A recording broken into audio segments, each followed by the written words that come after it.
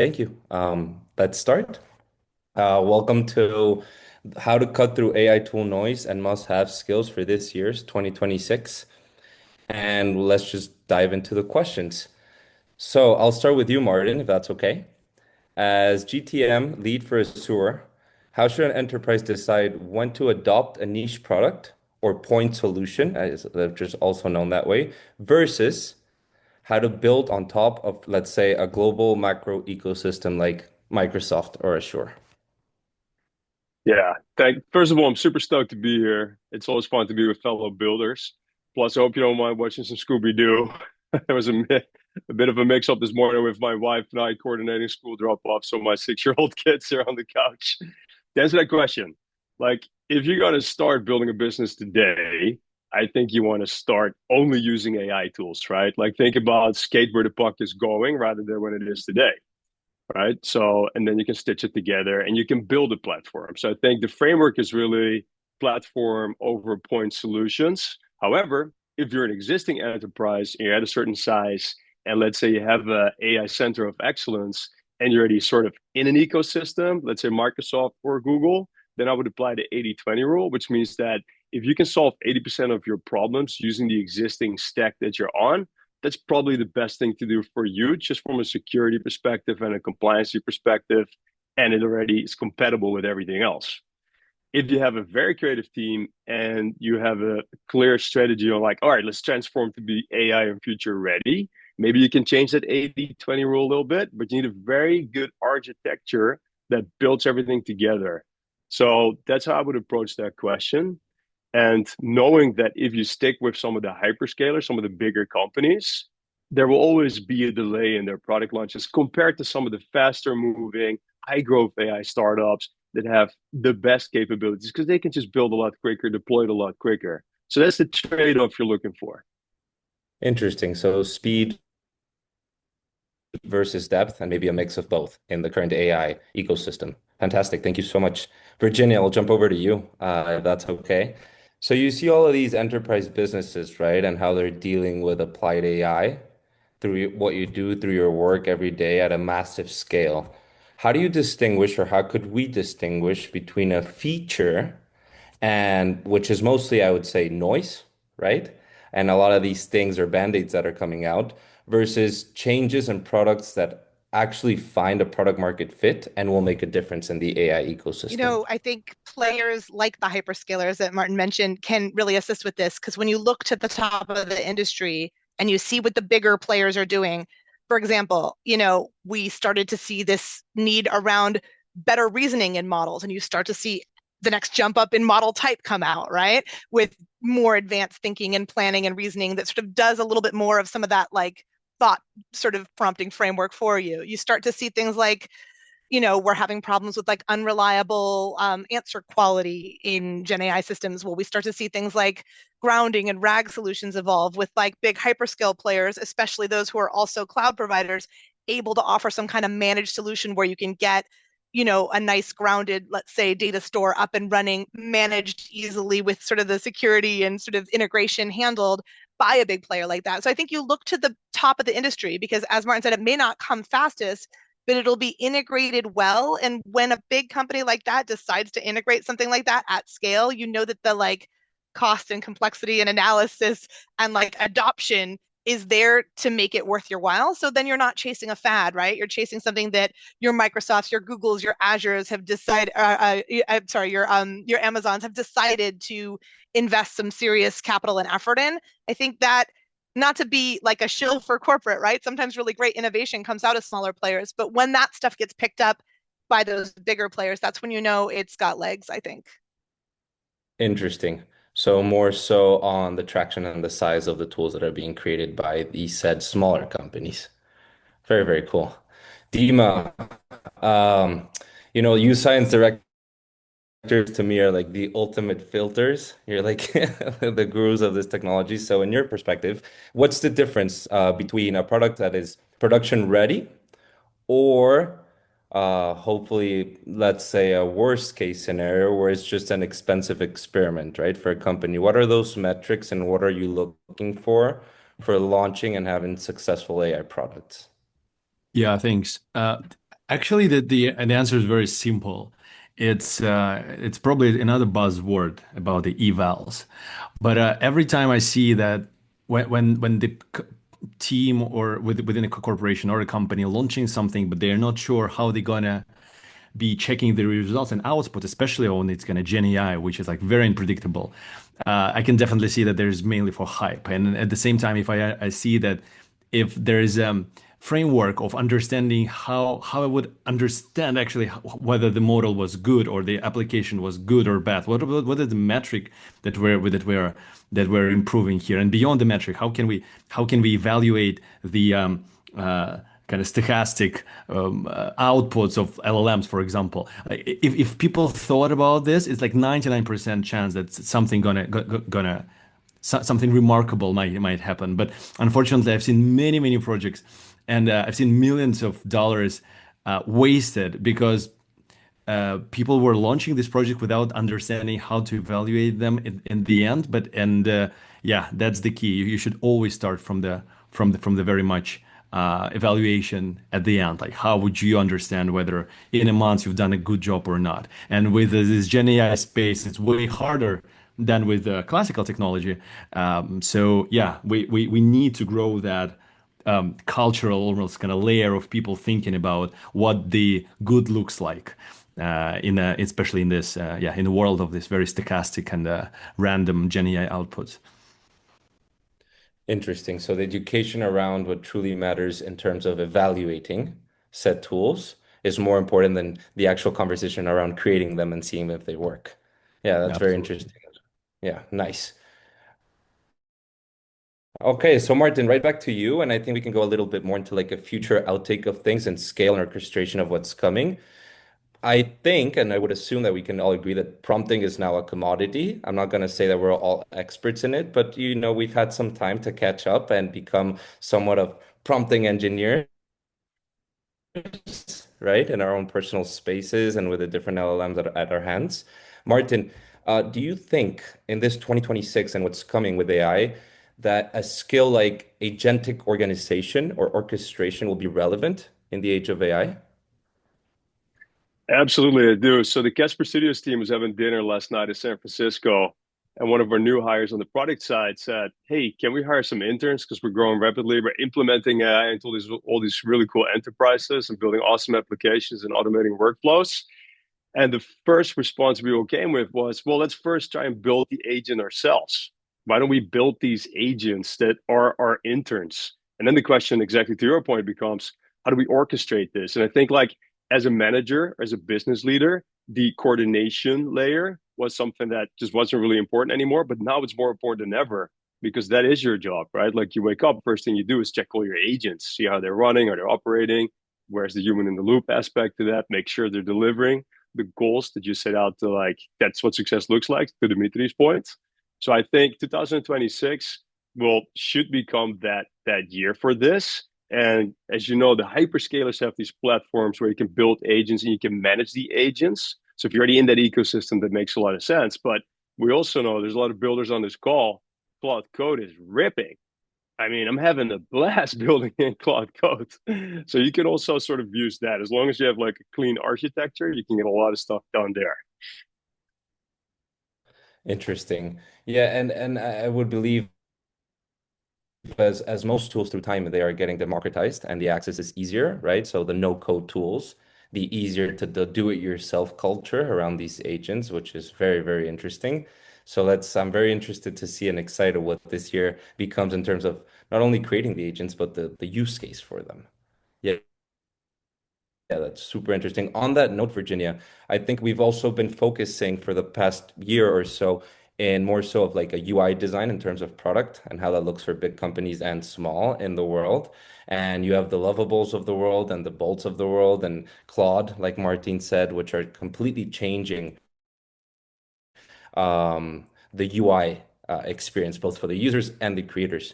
How important do you think we should create a shift of frame towards objective design in terms of teaching the models how to optimize for specific business cases in your world, for example, with enterprise clients?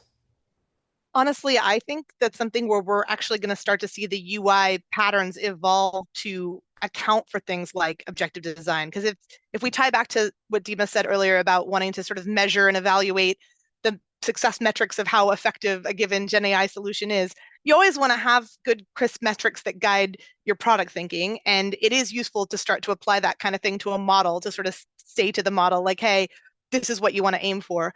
I could see us starting to integrate with things like even recommendation, sort of like reinforcement learning models that sort of tweak the output over time based on what we're trying to achieve.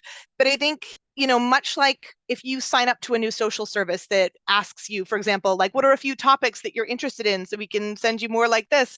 I think you're going to start to see things like that baked into how at least sort of less like developer type users interact with these models. I think you're going to start to see, just like we started to see sort of system instruction prompts get integrated into the UI of an LLM chatbot, that we might start to see prompts about like, what are you trying to get out of this solution, right, at the onset, so that you're sort of guiding the users thinking about how to guide the model better. So I could see those things being pretty related to each other. But I do think that learning how to teach the model what success looks like is going to be kind of at the forefront in the next sort of jump of model improvement. And these are maybe like the segue of how they start to come together, right? So back to Martin's question and answer is like, will these agents have the depth to then create objective design, both for small and big Yeah, I mean, companies? And the mix of that is it's going to be interesting to see. I'm continually amazed at like the depth of tasks that we can get out of agentic solutions, even in pretty lightweight, simple scenarios that I'm playing around with customers. Just for a teaching example, you can do a lot, right? It's amazing. it's exponential. It truly is fascinating, and it's faster and faster and faster. The products that are coming out from the big foundational LLM companies, as well as the smaller ones, and then back to a point that was touched on the purchase of said companies, right? The how fast startup can iterate and how fast the big companies are now purchasing said startups at the highest scaling ARRs in history, right? I think Higgsfield just broke the record, the graphic video creator, and they hit the 100 million mark in a matter of months. So things that had never happened before. Yeah. Were you part of that, Martin? I It saw a actually big just hit smile there. 200 million. Yeah, I just Wow. wanted to say it hit Okay. 200 million already. Yeah, and it just launched like It's last year, March, right? Yeah, I know Alexa and Mai quite well. Awesome company. interesting. And then, yeah, the same with Madness, right? The Meta purchase, fastest growing highest ticket purchase in a long time. So, well, it could lead into another discussion around the big hype or not around the AI bubble. Is it there? Is it not there? But we are seeing all of these things come together. Sort of to summarize and then go to Dima for another question. Agentic orchestration, right, Martin, with objective design, which we just talked about with Virginia. And Dima, going over to you. Before the question, could you give us a short definition on context engineering before we touch base, just for everyone to sort of know where we're going with this?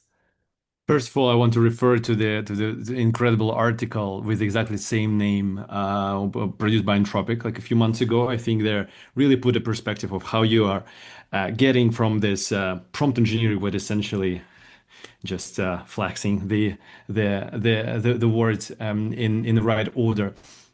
But with the content is the more capable models are becoming, the more signals they can get um, outside of just the prompt that we put into. And so with the context engineering, it usually means we want to provide not only the recommendation, like the requirement for the model, like their task, but also description of the environment where the model is. So like some sort of a metadata for the objects that this model going to be working with. And so you kind of creating the environment in which you want to give the model the full freedom to do what you ask, and it comes from like this very narrow task setting to almost the exploration within limitations that you are creating with this kind of environment setup.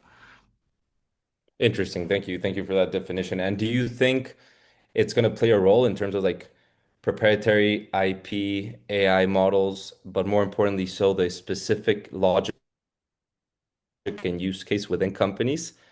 Because I heard this note the other day around how the very large foundational models, it's more like a law of averages or means, right? In terms of the information that is being pulled and accessible to the public, rather than this context engineering. In your case, for example, right? Yeah, so I think to be honest, it's probably maybe one of the last jobs that we as humans should do is to kind of create this context and build what they called kind of environments for reinforcement learning that mentioned previously by Virginia. It's like there are a lot of like half of the startups I think in SF right now about creating a specific environment for your corporation where you essentially where the model breaks loose. The model do everything and try to learn from its own behaviors. And so we as we humans we just yeah it looks like we need to in order to help with this content engineering we need to provide all this metadata or all these kind of things that we kind of know that are obvious to us, but maybe not entirely obvious for the model. And what is even more interesting, maybe we should start, and this is what I'm pushing in my teams, especially in the business, especially in the in the teams with like mass agents teams like customer care, for example. We want to register our process of thoughts of why we're ending up with a certain decision in agents that called traces. You can actually look and if you ever wondered why the Claude Code is such damn kind of expensive, it's because those traces that agents are leaving behind them is insane. They're very big, and they eat up all your tokens. But these traces actually helpful for foundational models, and so us as human and as the ultimate kind of teachers of these models that we've kind of grown, yeah, I think we just need to to double down on describing the environment that we're in and making sure everything that is obvious to us we also kind of codify because it's probably not very obvious to the models. And yeah, and maybe that's going to be the humanity kind of last task because after it, yeah, hopefully we just can coast. Ties in with a lot of the world model development. Yeah, absolutely. Amazing. Thank you so much. And we have a bit more than 5 minutes left, so I wanted to do a speed round, lightning round with you guys. So we can go in whichever given order. It's the same question for each one of you. So, what is one legacy operational habit to kill as of today that people have been using, like a habit in terms of legacy or what they're using in their everyday jobs or whatever that looks like? And what is one new macro AI skill to start mastering today? Let's stick to the same order so we don't talk over each other. Martin, you go first. No, I appreciate that, Perfect. Virginia. Thanks. I think historically we would first think of like, okay, can we build, buy, or partner? And now it should just be immediately, let's go build a prototype, right? Go to whatever you prefer. If it's Claude Code, awesome. If you don't have those skills, just go to Lovable or one of the other platforms. Just go build a prototype. Because you know this quote of if you have a problem, write it down. And once you're done writing it down, you've solved 50% of your problem. I think that's it. You're going to get a lot of clarity and just vibe coding and building a prototype. So that'll be my 2 cents. Virginia. Amazing. What about your kill? Your kill. Yeah. Oh, I guess The your others. kill Oh, is yeah, okay, gotcha. It's your kill and your start all at once. Yeah. I mean, yep. I was gonna say the kill is Python, right? Like, I mean, I think the kill is like getting really excellent, best class, perfect at like your coding skills. I don't think that's where you need to focus anymore. Now, if you're a full-time dev, yes, you're still gonna be working in Python, but you're not gonna be like perfectly, perfectly optimized code that perfectly adheres to like whatever style guide. You're more going to be like figuring out how to muddle through the janky, half-baked APIs and SDKs and other agentic frameworks and tools that are out there that don't necessarily conform to like best practices, but like figure out how to make it work anyway, right? That's going to be your job if you're in the code world. So I think being precious over code is the thing that we kill. That's probably already happened, frankly, with things like our Claude codes. But I think the start really ties in with what you're saying, Martin, about building. I think the new skill that people need to have, a broader swath of people rather, is like architecture diagramming. Right. So don't just write down the problem, draw out, if you're going to try to like build a thing, going to try to prototype a thing, going to try to agentify a process that used to not be an automated workflow, map out kind of what that's going to look like. Not write, but draw. Be like, okay, here's this thing. The customer goes here, and then stuff could go here, but it could go here. Not only is it going to help you figure out where you could actually optimize around like cost, performance, and maybe even sometimes like calling a model that's not generative for certain purposes that might be better. But I think you're also going to identify more where the security and like oversight holes are going to be, because all of these automated Gen AI processes have different sort of like observability requirements and compliance requirements that we have to think about. And being able to spot those is going to be a lot easier when you've thought it out visually, like what all happens in this workflow to get to a finished state, right? So I think everybody is going to go from kind of bad at this to a novice architecture diagrammer as they're thinking about this prototype you want to build, right? That's going to be your initial step, is like, and maybe not, maybe you'll end up just like muddling your way through with code, but I think seeing it in action sometimes helps. And when you're in a code-based tool instead of a visual tool, it's a little harder to see it come together in the prototype. So I think that's a skill that people need to bring up. Yeah. Very important. Thank you. And Dima, your Yeah. Oh, I actually want to echo what kill and your Martin start. said. Yeah. I really want to echo what Martin said. I think that the skill that we need to the kill, and maybe it's not a skill, it's a pattern, just like to overthinking and actually cut straight to the chase to building. I love this word by the founder of Coinbase, I believe, that the actions produce data. I really admire that, and we need to be like ruthlessly prioritizing building and shipping, and going from this kind of planning and other rituals that we as a corporates we kind of and a lot of startups as well kind of been embracing for years. And yeah, and the same thing on the start is just we need to start building way more. Get into my first point about we need to understand what the good looks like, also what Virginia said. So the Gen AI is actually really good at getting where you want to get, but maybe you don't understand entirely how you're going to get it, but at least you understand what you want to get eventually. So like you kind of have to build your taste, and then yeah, understand what the good looks like, and then ship like hell. Yeah, I believe that's mine Agreed. punchline. So we're Mm-hmm. gonna go leaner on the lean, start building faster. The tools are at your reach. We talked about agentic orchestration, objective design, context design or engineering, and the way forward into all of us becoming experts in architecture as humans through AI. Thank you all. Great panel. I learned a lot from you guys today. I hope everyone else did as well. Thank you, Martin, Virginia, Dima. Our time is almost up, and I would think Max will come back. There he is. Mm-hmm. Thank you so much for today, guys. It was really, Yeah. really, really good. Thanks, Yeah, Liam. Thanks, super, everybody.